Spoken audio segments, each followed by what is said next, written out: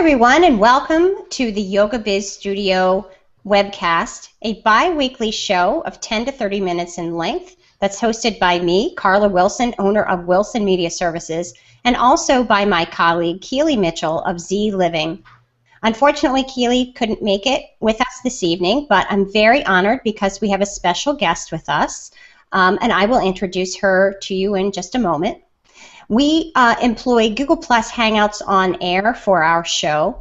This allows us to have some flexibility with how we broadcast to you. So you're either watching our show via our Google Plus page, on our website at yogabizstudio.com, or on YouTube. Whatever method you're using for watching our show, we appreciate you being here. Thank you. And just a heads up, if you are watching via YouTube or on our website, please feel free to click the little yellow graphic at the bottom of the video player. That will navigate you over to our Google page where there is a Q&A panel just below where the video player is.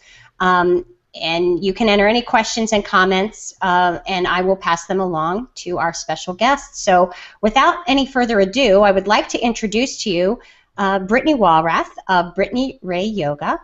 I met Brittany well, actually, Brittany came into my awareness, I should say, a few months ago. Unfortunately, I did not have an opportunity to meet her that day. I helped organize a local yoga event called Namaste here in Philly, and Brittany was one of the presenters at our most recent event, and I thought that her subject of goal setting would be a great subject to showcase here on the Yoga Biz Studio show.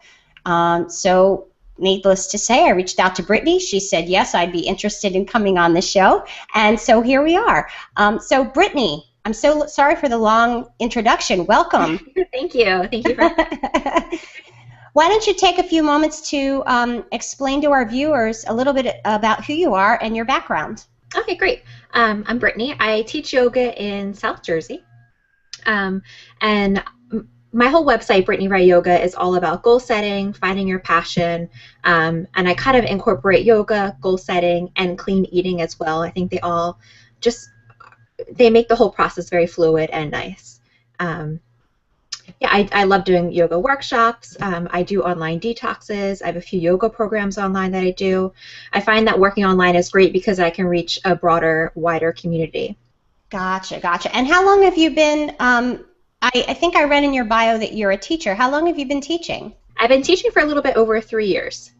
Awesome, awesome. And what style of yoga are you teaching? Vinyasa. Yeah. Fabulous, fabulous. All right, well, I know that I am not the only one that's very interested in this subject matter, so I'd love to dive in for our goal-setting mini workshop that we've set up here. So why don't you dive into your subject? We'd love to hear you. Sure. So first, let's talk about why people goal set. For me, I'm a Pisces. I have tons of dreams, and all day long I'm dreaming about what I want to do with my life, different goals and different dreams. So in order for me to make them more realistic, I have to goal set, or else I would just stay dreams forever, and that's not fun, right? Right, exactly. So, and I'm also I'm a big procrastinator. So by me setting little goals, I set little deadlines for myself, right? That allows me to make sure I stay on track. Good, good. Yeah. All right. So Pisces, which means you were born when?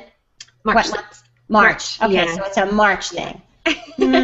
Yeah. So I do find that we have, we've had this discussion before, Keeley and I, on the show, kind of informally, I should say, hey, it's the end of the year, you should set goals for the following year. And then that was one of the reasons we thought to reach out to you, because while we know as business owners we should be goal setting, we don't always have someone to be accountable to with our goals. And we knew that the first half of this year was, coming to a close, and I know folks are looking to the second half of the year, so we thought, hey, let's talk with Brittany about goal setting, because even if folks haven't set goals in January, which is, the typical, quote-unquote, typical time, I guess goal setting can happen anytime, correct? Of course, yeah. I generally have a year-long goal setting on my birthday. I don't typically do it with the New Year's, so I always do it on my birthday. And then whenever a new idea pops in my head and I know I absolutely want to do it, I'll add it in. So you can absolutely start goal setting any day. That's good. I mean, because I know that some people honestly need permission to do that. They think, oh, it must be done with the year. But I like that you do it on your birthday, because it's kind of your own personal. Exactly. It's your own personal start time. Exactly. Yeah. Great. So what else can you share with us about goal setting? So the next step in goal setting is getting clear on your purpose, what exactly you want your goal to be. I find either two different types of people or general goal sets: people who have tons of ideas and don't know where to get started, or people who have no ideas and also don't know where to get started.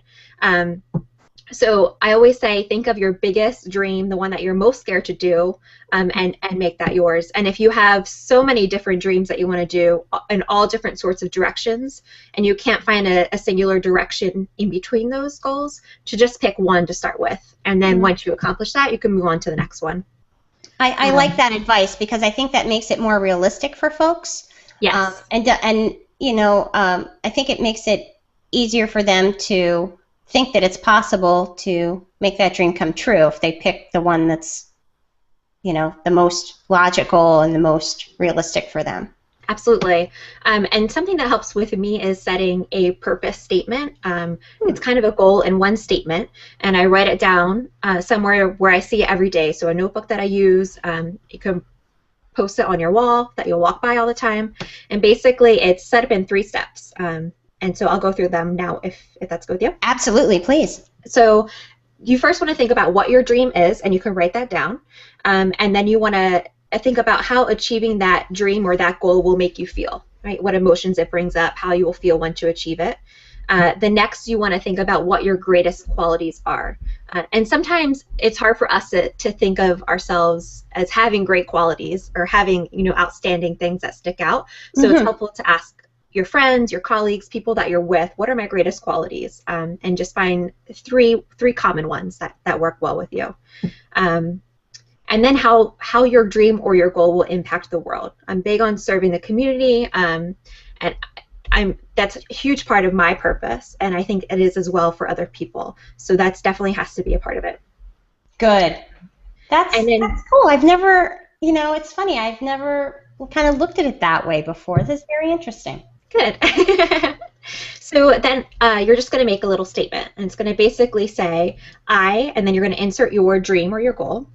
By being, insert your top 3 qualities, and then 2, and then that's how you're going to insert how you're going to impact the world. So I have an example. Let's say someone wants to open up a yoga studio, right? So the purpose statement would say, I open a yoga studio by being passionate, hardworking, and informed in order to build a community that inspires and encourages each other, right? So I have my goal in there, I have my top qualities, and then I have how it's going to impact the world. Nice. And it's also present tense. It's not future tense. Interesting. I like that. Yeah, so even though, we often have these big goals and they seem so lofty and they're years away, right? But we can start right now by bringing that purpose statement in your everyday life. Fantastic. All right. Lovely. Next. So next you want to set a time frame when you want to achieve your goal. So sticking with the yoga studio one, let's say we'll just go with 1 year because it's easy to do. Right. So you want to open a yoga studio in 1 year by July 24th, 2015. And then you're going to break it down into months. But first we'll start off with 3 things that you need to do in 1 year to achieve your goal of opening a studio. So in 1 year, I need to do these 3 things to open a yoga studio. So you're breaking your bigger goal into smaller little goals, right? And then from 1 year, we'll go to, let's say, 8 months. So in 8 months, I need to do these 3 goals in order to achieve my 1 year goal. So 3 smaller goals that'll help you achieve your bigger 1 year goal. Got it. Okay. And then you can just keep breaking it down. So you can go 8 months, 6 months, 3 months, 1 month, and then you break down the 1 month into weeks. So let's say let's go to 1 month. Your 1 month goals will help you achieve your 3 month goals, which will help you achieve your 6, 8, and then 1 year goals. Got it. Got it. Okay. Nice. You know, I have to be honest with you. I've been a business owner for about 10 years. I have attended all different kinds of seminars and webinars, and this is really a refreshing way to look at it. It's because, again, you're kind of, the statement that you're making is different than just saying, oh, just make it a SMART goal with this, specific and the measurable. That's good to keep in mind, but what I love about it is that you're making more of a, like you said, a dream statement, and then this time frame it really breaks it down so it's realistic and easy to achieve. I love this. Exactly. Yeah, I love that you said dream statement, because that's exactly what it is. Yeah. So opening a studio right now may seem impossible, and there's so many things you have to do that goes into the process of opening it, but now you can kind of start to see it in smaller terms, smaller goals, smaller actionable steps. Mm-hmm. Mm-hmm. And again, more realistic, that you can actually achieve it and get it done in the year that you're giving yourself to get it done. Yes, exactly. Yeah. Interesting. So, okay. And then monthly, I like to use the moon phases to help me goal set, right? So it's said that each moon phase, we kind of have different emotions or different ways of acting. And I kind of use them as guides to help me achieve my monthly goals. So when I have my 1 month goals, I'm going to break it down into 4 different weeks based on the moon phases. And we actually have a new moon coming up on the 26th, so this is perfect timing. So everybody will be able to start their goal setting. Okay. So every new moon, I try to sit down and look over my big dream list, right? My big goal setting. So we'll start with the new moon. Is typically when it's a time that you're kind of dreamy.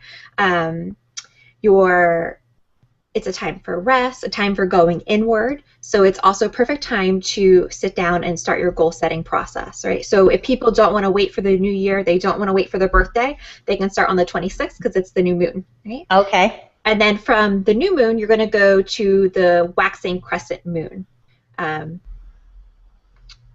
During that time, you set plans, you put your goals into place, you get started, and it's a great time to start new adventures, right? So the new moon week, you're dreaming, you're setting your goals. The crescent moon week, you are taking action, you're starting the process. Okay. Right? During the full moon, it's a time of celebration, a time to start seeing things come to completion, and also time to work hard and play hard. Nice. Yeah. And then during the waning crescent moon, it's a time to complete any last minute things that you've been putting off. If you haven't done one of your goals, get it done during the waning crescent moon. And then it's also time to start organizing, cleaning, and preparing for the following new moon. Love this. I had and again, refreshing, because I'd never heard of using, and how often I've never heard of using the moon cycles to kind of help give you direction on what to do and when. Mm-hmm. And I think how often have I've blamed like technical issues on Mercury being in retrograde, but right. I thought about, and I know how nutty I am around the full moon. That's about the only part of the moon phase that I pay attention to, is if things are just nutty crazy, and I'll say, oh my gosh, it must be the full moon. But I had no idea that there were like some other actions to take with the different weeks of the moon phases. Yeah. And even if people don't believe in the moon phases or the energies that it promotes, there's still great tools and great weekly kind of goals to stay along track. Yeah. Right. Yeah, I like that. It gives good direction. It gives very good direction. Yeah. So then what's the next step after you've you've made your dream statement, you've set some time frames, and you've broken it down into manageable steps, and maybe you're following those moon phases to get those steps done. Then what do you do? The next step is getting an accountability partner. So someone who is going to hold you accountable. Ideally someone who is also goal setting, so they're kind of going through the same process with you, their understanding of it. You can, based on your time schedule, you can get together weekly, bi-weekly, daily. You can have phone calls in person, and you're going to share with each other your monthly goals, your weekly goals that you've set, and then if for some reason you didn't do one goal, they're going to ask you why, and then you're going to figure out steps to get past that why, right? Yeah, absolutely. I know for me, that's like the big that is a big thing with the goal. I'm good at setting goals. Right. I'm pretty good at breaking it down in manageable steps. If I don't have someone having me under their thumb or pounding me with their velvet hammer to say, hello, you said you were going to get this done, it's just so easy to go, I don't need to get this done. Yeah. So easy. So I think accountability partner is I believe in the accountability partner being a huge part of this process as well. Yeah, and it's so easy to forget that you even have goals because you're just stuck in your daily things that happen that are thrown at you. So I always tell people to schedule in your accountability partner time, like a doctor's appointment. Like you would not miss it for anything. Yeah, and keep that time sacred. That's good advice. Keep time. Okay, so what else should we be keeping in mind with goal setting? So the next thing are fears, roadblocks, or failure, right? Because they happen. I mean,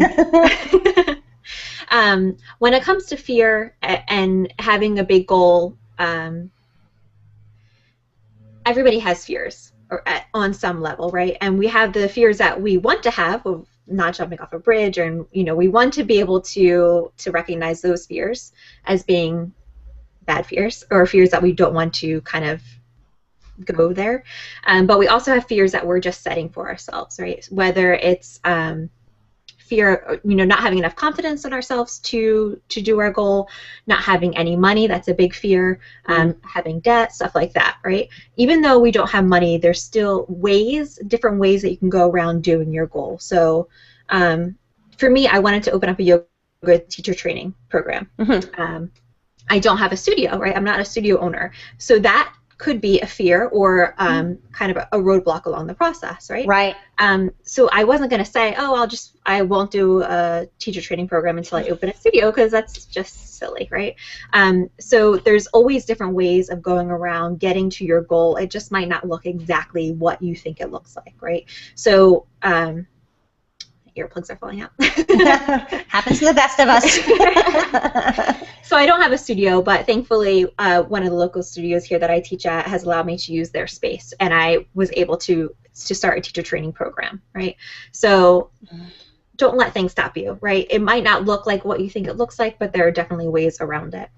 Yeah, I think that's another good point, because as long as you're clear on what your goals are, as long as you have stated these goals and are keeping regular appointments with your accountability partner, I think I'm a firm believer that the universe will make it happen for you. If you believe it and you have, stated it out loud, and you are doing the right things to make those steps. Like you said, it didn't keep you from starting the teacher training program, even though you didn't have a studio. You put it out there what your intentions were, set your goals, and then here you are. You still have your teacher training program. Right, exactly. Yeah, just get creative of different ways that things can be done. And if you're continuously coming up to failures, maybe it's time to sit down and reevaluate your goal. And maybe it's going to start to shift to be something totally different, and that's absolutely fine. Okay. Yeah. So what else do you think we need to know about goal setting? I think just basically just to enjoy the process, right? Have fun with it. Don't take it too seriously. You should be excited about it, inspiring. You're going after your goals, your biggest dreams, your biggest passions. So always come back to your purpose statement. Know that things are going to evolve and change, and that's totally fine. So don't get set on following exactly what your goal list says, because 3 months down the line it might be different. You might be in a different place. Yeah, and absolutely, we're different people every single day, depending on what's happening. So that makes a lot of sense for me too. So this has been really helpful information for me. Again, as I said, this is so refreshing to hear it put in these terms. I think because it just makes so much sense to me, and I'm certain it's the same for our viewers. So, how can our viewers and our followers stay in touch with you, Brittany? So everybody can find me on my website at BrittanyRayYoga.com, and Ray is R-A-E. Mm-hmm. Twitter and Instagram, Yogi Brittany, and then Facebook.com/BrittanyRayYoga. Okay, fantastic. And you also said that you have something to offer our viewers? I do. So in the link I suppose that you'll provide, I have a free guide put together of helping you find your purpose and your goals, right? Especially good for people who have no ideas or way too many ideas, right? So it'll help you get specific and start to narrow it down. Fantastic. Yes, we will be sure to put those in our blog post and in the show notes as well, so that folks who are watching this maybe after the fact can go there and get that same information. So let me just take a look, make sure I'm covering everything I need to in my notes. So for our next episode, Keeley and I will be talking about offering complimentary services in your yoga studio. We will be back to our what we call our regular programming, and that will be on Thursday, August 7th. So we'll see you here Thursday, August 7th at 2 p.m. In the meantime, please feel free to stay in touch with us by emailing us at yogabizstudio.com. Our website, yogabizstudio@gmail.com is our email address. Our website is yogabizstudio.com, and you can find us at Yoga Biz Studio on Google+, Facebook, and Twitter. Other reminders we wanted to make you aware of: if you are in the Metro Philadelphia area, or you feel like coming to Philadelphia, be sure to check out two upcoming events that are happening this fall. Our very own Keeley has organized the Yogi's Business Retreat that will be held on November 1st and 2nd. It will be held at Westchester University. VIP tickets are on sale now. And actually, if you sign up and get a VIP ticket now, there are lots of special freebies valued at over $1,500 for you. So please visit her website at zliving.com/the Yogi's Business Retreat. You can get all those details on her site. The other event that I wanted to make everyone aware of was the fall installment of Namaste that is sponsored by Philly Area Yoga. This coincidentally as well will be held at Westchester University on Sunday, October 19th. Tickets for that event will go on sale this coming Monday, and you can get more information at namastephilly.com. So I wanted to thank everybody for joining us today. Again, Brittany, thank you so much for being with us, being with me this week. We really appreciated having you on as a guest. Thank you. Thank you. And please join Keeley and I back here in 2 weeks for our next webcast. So namaste, everyone. Thank you.